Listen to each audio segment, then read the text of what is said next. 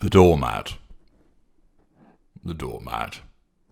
There it lies, with a pleasant greeting of welcome home emblazoned upon it, and all it gets is routinely overlooked and trampled on.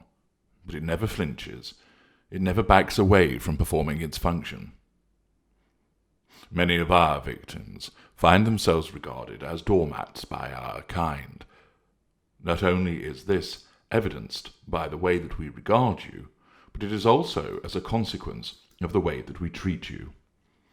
It is not those factors alone, however, that cause me to ascribe the label of doormat to a particular appliance. Much of it comes from the thinking, attitude, and mindset of the relevant victim. I have a sister. She's called Rachel. Whereas I trod the path which has led me to where I am today, Rachel found herself becoming a doormat. She was routinely trampled on by all the members of our family, and I watched and I observed as we grew older as to how this manifested. As time progressed, and with the increasing awareness that I have obtained, allied with the observations of the good doctors, I identified certain characteristics that she, as an empath, has, which I've also seen in those who have been my primary source victims. I've concluded that whilst numerous of these victims have come close to being doormats, only 3 have actually achieved that status, alongside that of my sister. Now, it is a mistake to think that a doormat would be regarded as weak. Naturally, my kind think this, but that's part of our narcissistic mechanism for the maintenance of control over you by pouring scorn on your traits and how they lead you to be treated. Those who are doormats actually exhibit a different kind of strength. They are weak in that they fail to assert themselves with sufficient emphasis to enable them to escape the worst of our treatment, but they possess a strength by virtue of those characteristics. To be able to have those characteristics and keep them whilst being abused, ignored, trampled on, and taken for granted is perversely a form of strength, and one which we welcome. Of course, lesser and mid-range narcissists welcome this unconsciously, the greater and the ultra welcome it in full awareness. We require appliances that will keep functioning, obeying us, pumping out the fuel and complying, without breaking down and malfunctioning the first time that matters become rough. Finding a doormat amongst our victims is gratifying, because it means that this person will not immediately depart. They've no desire to do so. It goes further, however, because they wish to stay, not only for our reasons, but for their own fulfillment as well. And therefore, the doormat is a choice victim for our kind, because they actively choose to stay, notwithstanding what is being done to them. What are the main traits that constitute a doormat? First of all, the individual is naturally an empath, and therefore constitutes empathic traits which exceed their own narcissistic traits. 2. The individual is sensitive and prone to bouts of considerable guilt. 3. This person has learned to survive hostile environments by meeting our need for gratification. The first and foremost applies to the submission to control and the provision of fuel, but it goes further. The doormat will gratify us by allowing us to do what we want, recognizes our need and right to do so, allows us to utilize whatever resources we see fit, and caters for all our needs in terms of fuel, trade provision, and residual benefits. 4. The doormat's perception of love has become skewed. This person seeks love through the excessive accommodation of another's needs. This may not just be us, when we have attached them as a primary source to us, but in respect of other individuals. Those individuals may not be narcissistic, but the doormat still wishes to accommodate the wishes of other people, something, of course, which will then irritate us and lead to conflict, because the doormat regards his or her role as one of accommodating everybody, because then that means that they will feel loved, appreciated, liked. 5. The doormat simply gives too much. They do not take. They give of themselves on every level, from their emotions, their dedication, their time, their energy, their thoughts, and their resources. They are impressively resourced in these matters and appear to have almost limitless time, energy, etc., although eventually it does become evident that they have not, and there are only finite amounts. 6. The doormat does not feel safe unless he or she gives.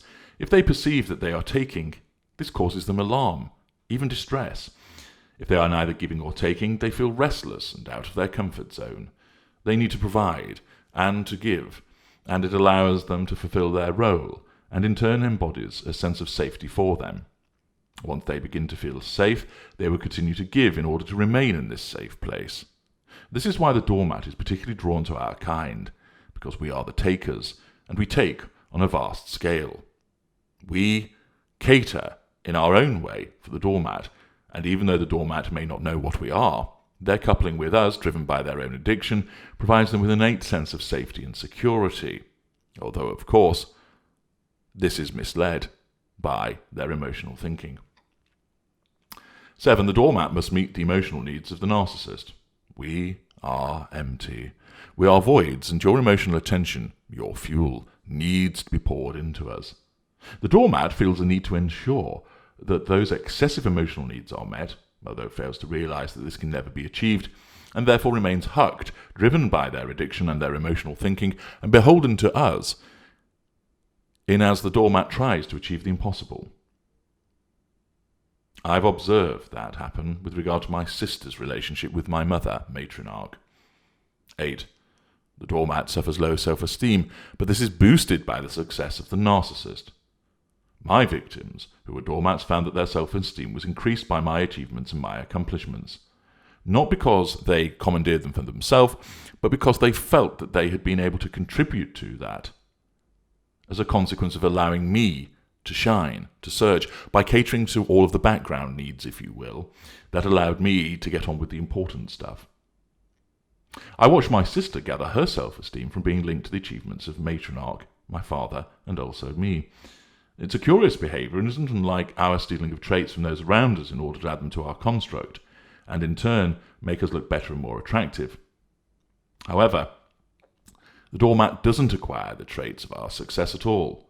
What they do is, they revel, given their empathic nature, in our success, which they feel they've been able to help us do, because they have catered for the minutiae, the mundane matters, catering to those things that would otherwise preoccupy our time, leaving us to get on with the shiny, special, glorious, amazing things instead. They are the permanent backroom staff that allows us to shine on the stage. 9. The doormat has a high tolerance to emotional abuse. The lashing out through heated fury and cold fury from our kind against the doormat causes the doormat to realize that the emotional need of our kind is increased, i.e. the need for fuel and control. This signals to them that they must leap into action.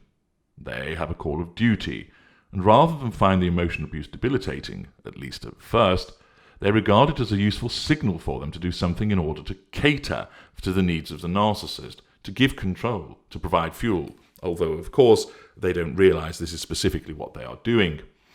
They regard it as taking steps to assist, to be supportive, to listen. And in turn, they give the control that we crave and pour the fuel in our direction. Unfortunately, for the doormat, all they are actually doing is allowing a pressure to build up of this repeated emotional abuse. The doormat can tolerate it for longer than a standard empathic victim, but then there comes a point where the threshold is reached. The pressure can no longer be sustained and withheld, and at that point, there is a substantial and serious and damaging effect on the doormat from the release of this pressure. They break down. 10. The doormat feels guilt when catering for their own needs, and therefore, almost in a masochistic way, will place themselves in the firing line once again with our kind in order to ease this guilt. 11. The doormat actually feels undeserving of being loved. They want to be loved for what they do rather than what they are. They regard themselves as fundamentally unworthy of love, save when they are carrying out their role. With my sister, I saw this with both my father and my mother. My father emphasized how it was important to help others, and my sister saw that as a clear signal to flagellate herself in catering for the needs of others, and especially of our kind. My sister also explained to me that in respect of matriarch, that she never says that she's happy, but that my sister knew matriarch was happy with her because of how my sister felt, namely devoid of guilt and valued because of her excessive giving. Now, of course, what my sister did not realise was that matriarch is incapable of feeling happy. I regarded her thinking at the time as deluded, but I didn't correct it because it served my purposes well. In terms of the empathic constitution of an individual who is a doormat, they will have a majority and a very significant majority outcome with regard to codependency as a consequence of their empath detector test. They will also show, at the minimum, strong martyr, cadre, more likely moving into majority. So the outcome for them would be somewhere in the region of 65% and above, evidencing a codependent school, and as a minimum 30% with regard to the martyr trait, with regard to the cadre, and more likely higher than that. They will, of course, have other traits, a dash of super empath, maybe some contagion, and certainly standard empath amongst all of that. But the status of doormat is achieved by those who have very high levels of codependency as a consequence of being an empath, and strong minority elements of being a martyr, if not a majority. I'm H.G. Tudor. Thank you for listening.